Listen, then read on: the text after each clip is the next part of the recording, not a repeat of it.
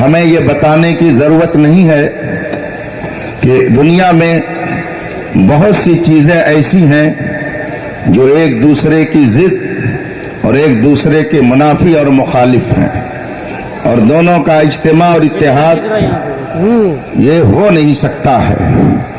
مثلا حرارت و برودت، ٹھنڈی اور گرمی، یہ دو الگ الگ چیزیں ہیں، دونوں کا اجتماع نہیں ہو سکتا ہے۔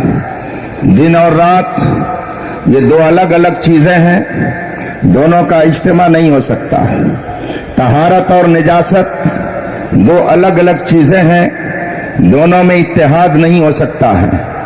اسی طور پر ایمان اور کفر، حق اور باطل دو الگ الگ چیزیں ہیں، دونوں میں اتحاد نہیں ہو سکتا ہے۔ یہ میں نہیں کہتا، یہ قرآن کہتا ہے، حدیث رسول فرماتی ہے۔ 1400 سال نہیں بلکہ جب سے یہ دنیا بنی اور دنیا میں جب سے مخلوقات کی آمد کا سلسلہ شروع ہوا، حق اور باطل ایک دوسرے سے ٹکراتے رہے اور آج تک یہ سلسلہ چل رہا ہے۔ غالباً اسی تاریخ کی طرف اشارہ کرتے ہوئے شاعر نے کہا تھا، ستیزہ کار رہا ہے ازل سے تا امروز، چراغ مصطفی سے شرار بولہبی۔ یہ تاریخ رہی ہے کہ حق اور باطل ایک دوسرے کے مقابل رہے، دونوں میں کبھی اتحاد نہیں ہو سکا۔ دنیا میں انسان جب آنکھ کھولتا ہے اور شعور کی منزل پر جب وہ پہنچتا ہے، خدا کی طرف سے اس کے اوپر کچھ احکام نافذ کر دیے جاتے ہیں۔ سب سے پہلا حکم خدا کی طرف سے ایک انسان کے اوپر جو نافذ ہوتا ہے کہ انسان اپنے خالق اور مالک کو پہچانے، اپنے خالق اور مالک کو تسلیم کرے۔ مگر اس دنیا میں بے شمار ایسے لوگ ہیں جو خدا کے وجود کا انکار کرتے ہیں۔ ایک فرقہ وہ ہے خدا کے وجود کو تسلیم ہی نہیں کرتا۔ قرآن کریم نے ایسے لوگوں کی تردید فرمائی اور 30 پارے میں متعدد جگہوں پر آپ پڑھیں گے کہ اللہ تبارک و تعالی نے منکرین خدا اور ایسے دہریہ لوگوں کی سرکوبی فرمائی اور ان کی تردید کی، اور بے شمار دلائل کے ذریعہ یہ ثابت کیا گیا کہ خدا ہے، وہ ایک ذات ہے جس نے اس کائنات کو بنایا ہے۔ آپ نے بہت سارے واقعات اس طرح کے سنے ہوں گے کہ منکرین خدا نے اہل اسلام کو چیلنج کیا، علماء نے ان کا جواب دیا، ان کی سرکوبی فرمائی۔ تاریخ کے اوراق آپ پڑھ لیجئے، آپ کو اس حقیقت سے آگاہی ہو جائے گی۔ ایک فرقہ پیدا ہوا خدا کے وجود کے انکار کرنے والوں کا، قرآن نے ان کا رد کیا، قرآن نے ان کی تردید فرمائی اور ان کے ذہن کو کھولنے کے لیے مثالوں کو پیش کیا۔ جگہ جگہ قرآن کریم میں آپ کو ایسی آیات ملیں گی جن کے ذریعہ خدا کے وجود کو ثابت کیا گیا ہے۔ زمین اور آسمان، کائنات کا ذرہ ذرہ یہ خدا کے وجود کی گواہی اور شہادت دے رہا ہے۔ اس کو دیکھیں، قرآن کریم 29ویں پارے میں ایک جگہ فرماتا ہے، زمین اور آسمان کو دیکھ لو، فرجع البصر ہل تری من فطور، پھر سے نظر اٹھا کر کے دیکھ، آسمان میں غور کر، خدا کے وجود کا تمہیں پتہ چل جائے گا۔ مگر نہ جانے کتنی صدیوں سے آج تک ایک فرقہ ایسا پایا جاتا ہے جو خدا کے وجود کا انکار کرتا ہے۔ قرآن کریم نے اس فرقے کا رد فرمایا، ایسے فرقے کی تردید فرمائی۔ ایک طبقہ ایسا پایا جاتا ہے جو خدا کے وجود کو تسلیم کرتا ہے، مگر اسی کے ساتھ ساتھ وہ دوسروں کو بھی خدا مانتا ہے۔ قرآن کریم نے ایسے فرقوں کی بھی تردید فرمائی۔ ایک مقام پہ قرآن کریم میں فرمایا گیا، وَلَئِن سَأَلْتَهُم مَّنْ خَلَقَ السَّمَاوَاتِ وَالْأَرْضَ لَيَقُولُنَّ اللَّهُ، اگر ان سے پوچھو کہ زمین اور آسمانوں کو کس نے بنایا تو یہ ضرور کہیں گے کہ خدا نے بنایا۔ تو خدا کے وجود کو وہ تسلیم کرتے ہیں، مگر اس کے باوجود دوسروں کو بھی شریک ٹھہراتے ہیں۔ ایسے لوگوں کی بھی قرآن کریم نے تردید فرمائی۔ رسول پاک صلی اللہ علیہ وسلم نے انہی مشرکین کو سمجھایا اور ان کے ذہن و دماغ میں توحید کا سبق بٹھانے کے لیے آپ نے اپنی پوری ظاہری زندگی کو صرف فرمایا، باطل فرقوں کا رد فرمایا پھر ایک طبقہ ایسا پیدا ہوا جس نے چند انبیاء کی نبوتوں کو تسلیم کیا، بقیہ کا انکار کیا۔ اگر اس کی تفصیل میں آپ جائیں گے تو 1-2 گھنٹہ نہیں، صبح تک کا وقت بھی ناکافی ہو جائے گا۔ ایک طبقہ اس وقت پایا جاتا ہے جو صرف حضرت عیسیٰ علیہ الصلوۃ والتسلیم کو نبی تسلیم کرتا ہے، مگر ساتھ ہی ساتھ ان کو خدا بھی کہتا ہے، خدا کا بیٹا بھی کہتا ہے۔ ایک طبقہ ایسا ہے جسے ہم یہودی کہتے ہیں، یہ حضرت موسیٰ علیہ الصلوۃ والتسلیم کی نبوت کو تسلیم کرتا ہے، ہمارے آقا و مولا صلی اللہ علیہ وسلم کی نبوت کا انکار کرتا۔ ایسے فرقوں کی بھی تردید قرآن کریم نے فرمائی۔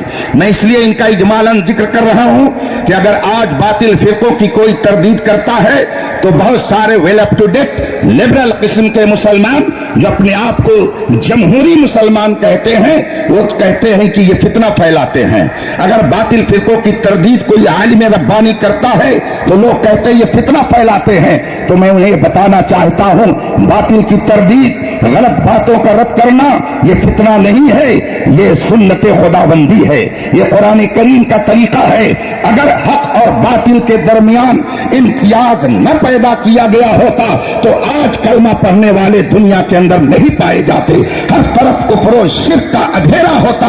یہ تو اسلام کی سچائی ہے کہ اس نے طوفان کی سطح پر چراغ جلا کر توحید کا نعرہ بلند کیا، جس کی بنیاد پر آج پوری دنیا کے اندر ہر منبر و محراب سے اللہ اکبر کی صدا سنائی دے رہی ہے۔ اس لیے اگر کوئی یہ کہتا ہے باطل فرقوں کا رد نہ کیا جائے، اب تردید کا زمانہ نہیں ہے، تو میں سمجھتا ہوں کہ اس کے اندر کہیں نہ کہیں سے گمراہی ضرور سرایت کر گئی ہے۔ باطل فرقے کا رد کرنا قرآن سے سیکھیے۔ قرآن کریم فرماتا ہے ادعو الی سبیل ربک بالحکمہ والموعظۃ الحسنہ وجادلہم باللتی ہی احسن۔ انہیں بلاؤ، انہیں دعوت دو حکمت سے، پختہ دلیلوں سے، مگر ساتھ ہی ساتھ فرمایا گیا وجادلہم، ان سے مجادلہ بھی کرو۔ اگر ضرورت پڑ جائے تو ان سے مجادلہ کر کے اپنی بات کو، اپنی سچائی کو ان کے سامنے سلیقے سے رکھو۔ یہ قرآن ہمیں کہتا ہے، بتاتا ہے، بلکہ قرآن کریم کی متعدد آیتوں میں فرمایا گیا۔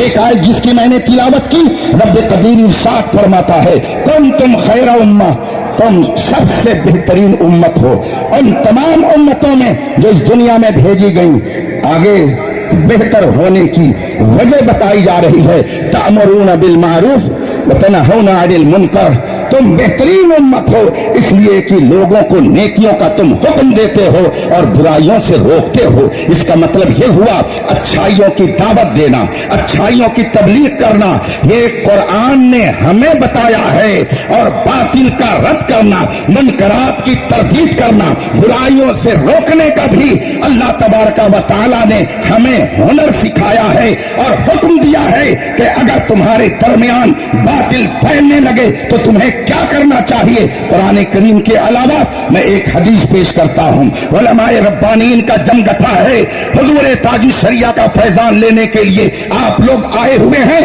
اور اس میں آنے کا مقصد حضور تاج الشریعہ کا یہ پیغام یہاں سے لے کر کے جائیے کہ زندگی یہ نہیں ہے کسی کے لیے، زندگی ہے نبی کی، نبی کے لیے نہ سمجھ مرتا ہے، زندگی کے لیے جینا مرنا ہے سب کچھ نبی کے لیے۔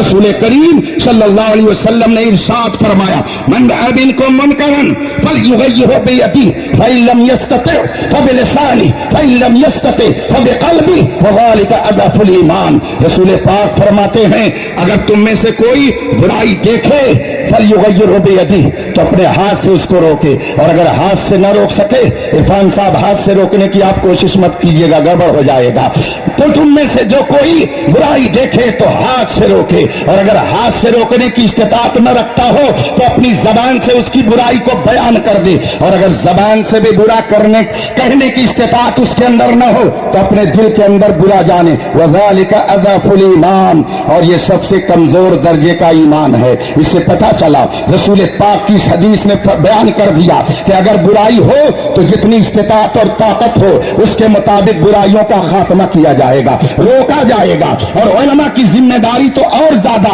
حدیث پاک میں بتا دی گئی ہے. چنانچہ رسول پاک ارشاد فرماتے ہیں اذا ظہرت الفتن او البدع فليظهر العالم علمه فمن لم يفعل عند ذلك فعليه لعنة الله والملائكة والناس اجمعین لا يقبل الله منه صرفا ولا عدلا. رسول پاک فرماتے ہیں جب گمراہی پھیلنے لگے, بدعتیں پھیلنے لگے, بدعقیدگی پھیلنے لگے, فتنے پھیلنے لگے, تو عالم کے اوپر لازم ہو جاتا ہے کہ وہ اپنے علم کا اظہار کرے, علم کے ذریعہ اس بدعت کا خاتمہ کرے, اپنے علم کے ذریعہ فتنے کی سرکوبی کرے, اپنے علم کے ذریعہ لوگوں کے ایمان کی حفاظت کرے. ومن لم يفعل عند ذلك, اور فتنے پھیل رہے ہوں, خانقاہ میں بیٹھے ہوئے ہوں, بدعتیں پھیل رہی ہوں, درسگاہ میں بیٹھے ہوئے ہیں, اب کام تردید کا نہیں ہے, اب کام لوگوں کے درمیان جا کر کے حق اور باطل کو ممتاز کرنے کا نہیں ہے. درسگاہ میں بیٹھ کر کے پڑھاؤ, یہ بھی بہت بڑا کام ہے.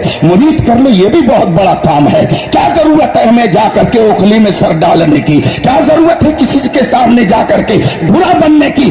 اسی مزاج میں آج دنیا بھر میں صلح کلیت کو جنم دے دیا ہے. لوگ یہ سمجھتے ہیں اگر ہم فلاں کے خلاف کہیں گے فلاں ہمارا مخالف ہو جائے گا, ہمیں گالیاں دے گا, ہمیں نہ جانے کیا کیا کہے گا. لیکن یہ تر امتیاز ہے خاندان امام احمد رضا کا کہ 200 سال سے دوسرے باطل فرقوں کی گالیاں تو سن لیا, مگر رسول پاک کی عظمت پر آج آئے یہ کبھی خانوادے کو گوارا نہیں. نعرہ تکبیر, نعرہ رسالت, مسلک اعلی حضرت اسے تاج الشریعہ, خلیفہ حضور تاج الشریعہ, حضور قائد ملت, حضور محدث کبیر, اعلی حضرت کے والد ماجد علامہ خاتم المحققین نقی علی خان رحمت اللہ تعالی علیہ, ان کے والد ماجد امام العلماء علامہ رضا علی خان رحمت اللہ تعالی علیہ, جنہوں نے بریلی شریف میں بساط افتاء بچھائی, درسگاہ افتاء لگائی, اور فتویٰ نویسی کا آغاز خاندان امام احمد رضا سے شروع ہوا.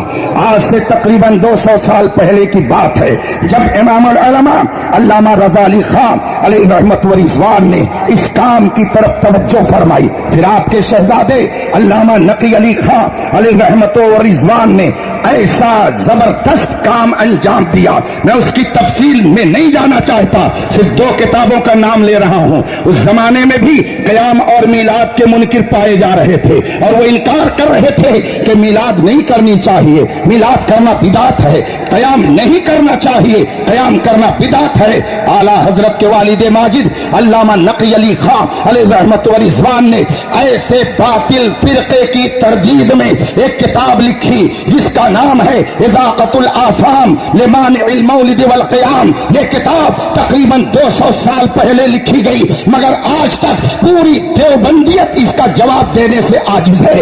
آپ نے دوسری کتاب لکھی قال قمع المبانی لے اعلیٰ حضرت علامہ امام احمد رضا رضی اللہ تعالیٰ عنہ کے والد ماجد علامہ نقی علی خان علیہ رحمت و رضوان کی وہ دوسری کتاب جس کا نام ہے لبمان الفساد, بڑی مشہور کتاب ہے. اس میں آپ نے اصول بیان کیے. اس کتاب کو پڑھنے کے بعد اصول الرشاد لقمع مبانی الفساد. آج کل بہت سارے لوگ کہتے ہیں کہ مولانا احمد رضا ایک مولوی تھے. میں اعلیٰ حضرت کی بات کیا کروں. اعلیٰ حضرت کے والد ماجد علامہ نقی علی خان رحمت اللہ علیہ نے یہ جو کتاب لکھی ہے, اگر اسی کتاب کو لوگ سمجھ لیں تو مان لیا جائے گا کہ واقعی وہ علم والے ہیں. ایسی زبردست کتاب باطل کی تردید میں انہوں نے لکھی. جب اعلیٰ حضرت کا دور آیا تو آپ کو تو رب قدیر نے وہ کمالات, وہ خوبیاں عطا فرمائی کہ دنیا کہہ رہی ہے وادی رضا کی کوئی ہے، ہمالیہ رضا کا ہے، یہ سمت دیکھیے وہ علاقہ رضا کا ہے. اوروں نے تو لکھا ہے بہت علم دین پر، جو کچھ ہے اس صدی میں وہ تنہا رضا کا ہے. 1000 کتاب لکھ کر آپ نے اہل ایمان کے عقیدے کی جو حفاظت فرمائی تو دنیا پکار اٹھی، ڈال دی قلب میں عظمت مصطفیٰ سیدی اعلی حضرت پہ لاکھوں سلام. اعلی حضرت قدس سرہ نے باطل فرقوں کی تردید میں جو عظیم الشان کتابیں تحریر فرمائی، آج امت مسلمہ کے لیے وہ عظیم الشان ذخیرہ ہے. ایک موقع پر ایک عالم دین نے آپ سے پوچھا تھا کہ آپ کس کام میں مصروف رہتے ہیں، تو آپ نے فرمایا فقیر کے یہاں 3 کام ہوتا ہے، اس کے ذمہ 3 کام ہے. ایک کام ہے فتویٰ نویسی، دوسرا کام ہے تصنیف و تعلیم، اور تیسرا کام ہے باطل وہابیت کا رد کرنا.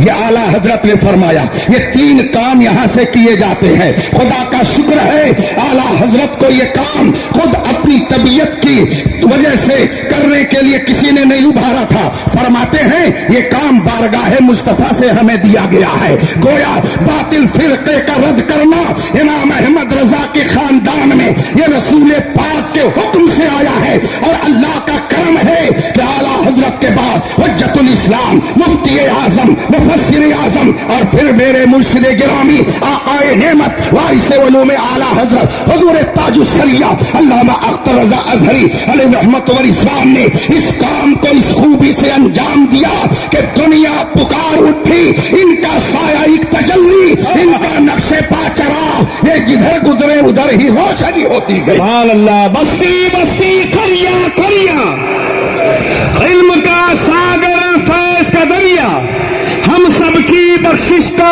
ذریعہ، عظمت حضور تاج الشریعہ. ہر دور میں تردید کے لیے الگ الگ میدان.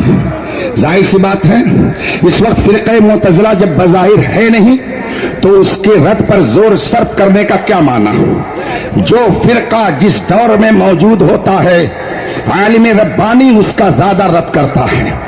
حضور تاج الشریعہ کا یہ دور ہے. اس دور میں کیسے کیسے فتنے پیدا ہوئے آپ اس کو اچھی طرح سے جانتے ہیں، مگر حضور تاج الشریعہ علیہ رحمت و رضوان نے اس فقیر سے متعدد بار فرمایا 2 فتنے اس وقت بہت ہی اہم ہیں. ایک فتنہ رافضیت اور ایک فتنہ صلح کلیت. ان دونوں فتنوں کے بارے میں حضور تاج الشریعہ نے اپنی تشویش کا اظہار کیا. آج ہم یہ دیکھ رہے ہیں گاؤں گاؤں رافضیت پھیل رہی ہے. صلح کلیت کا حال یہ ہے کہ وہ خانقاہ میں گھس گئی، درسگاہ میں گھس گئی، پیروں کے دل و دماغ میں گھس گئی، اور تصوف کا ایک بہترین نام دے کر کے لوگوں کو اس کی طرف مائل کیا گیا، اور یہ ذہن دیا جا رہا ہے ہم صوفی ہیں، ہم کسی کو کچھ نہیں کہتے، ہم کسی کی مخالفت نہیں کرتے. اس طریقے سے آج نہ جانے کتنی خانقاہیں صلح کلیت کی گود میں چلی گئی. اے میرے مرشد تاج الشریعہ، آپ کی تربت پر رحمت و نور کی ہزاروں بارش ہو کہ آپ نے صلح کلیت کی تردید میں اپنی زبان کو جس طرح سے چلایا اس کا نتیجہ ہے کہ ہمارا ایمان چمکتا اور دمکتا دکھائی دے. نعرہ تکبیر، نعرہ رسالت، عظمت حضور تاج الشریعہ، عرف حضور تاج الشریعہ. آپ ہم ایک شعر میں فرماتے ہیں صلح کلی نبی کا نہیں سنیوں، سچا سنی ہے مسلم نبی کے لیے، سچا سنی ہے مسلم نبی کے لیے. صلح کلی نبی کا نہیں ہو سکتا ہے، صلح کلی اللہ و رسول کا نہیں ہو سکتا. جو طہارت و نجاست کو ایک کرے، جو ایمان اور کفر کو ایک بتائے، جس کے پیچھے چاہو نماز پڑھو. ایک تحریک چل رہی ہے، بلکہ اب تو نام بنام لوگ کہنے لگے ہیں کہ وہابی کی اقتدا کرنے میں کوئی حرج نہیں ہے. نام بنام کہنے لگے ہیں دیوبندی اگر آپ کی قربانی میں شریک ہو جائے تو کوئی حرج نہیں ہے. اے میرے تاج الشریعہ، نقاب رخلتیے اور ایسے صلح کلیوں کے لیے پھر کوئی ضرب کاری لگا کر کے ہم سب کے ایمان کی حفاظت کا سامان فراہم کیجیے. कीजिए। हम ये देखते हैं हुजूर ताजुल शरिया का रोब लोगों पर इतना गालिब था कि डर के मारे बहुत सारे लोग दुबके रहते थे, लेकिन जो ही ताजुल शरिया इस जाहिरी दुनिया से तशरीफ ले गए, वो सुराख से बाहर आ करके डंक मारने का काम करने लगे। लेकिन इमाम अहमद रजा का शेर सबको जगाने के लिए काफी है। सोना जंगल रात अंधेरी छाई बदली काली है, सोने वालों जागते रहियो चोरों की रखवाली है। हुजूर ताजुल शरिया अगरचे हमारी जाहिरी निगाहों से ओझल है, मगर जलवे ताजुल शरिया तो मौजूद है। अल्हम्दुलिल्लाह तजल्लियात ताजुल शरिया तो हमारी निगाहों के सामने है। ये बुजुर्ग शख्सियतें, ये हुजूर मुहद्दिस कबीर, मैं बहुत सारे पढ़े लिखे लोगों की जबान से चुपके चुपके सुन लेता हूं कभी कभी, वो तो फितना फैलाते हैं। मैंने सोचा जरा करीब से देखा जाए तो हुजूर ताजुल शरिया के बारे में भी बाज लोग ऐसे ही जुमले कहते थे, लेकिन उनका हाल ये हुआ कसनमी फुर्सत की भैया कीस्ती। कहाँ के हो, कितने काबिल हो, कितने बड़े राइटर हो, कितने बड़े शायर हो, कितने बड़े मुहद्दिस हो, कितने बड़े मुफक्किर हो, कोई पूछने वाला नहीं है। और मेरे ताजुल शरिया का हाल ये है, रब्बे कदीर ने वो मकबूलियत आम्मा अता फरमाई कि बच्चों की जबान पर भी ये शेर रहता है, बस्ती बस्ती करिया करिया ताजुल शरिया ताजुल शरिया। अब्र रहमत उनके बरकत पर गुहरबारी करे, हशर तक शाने करीमी नाज बरदारी करे।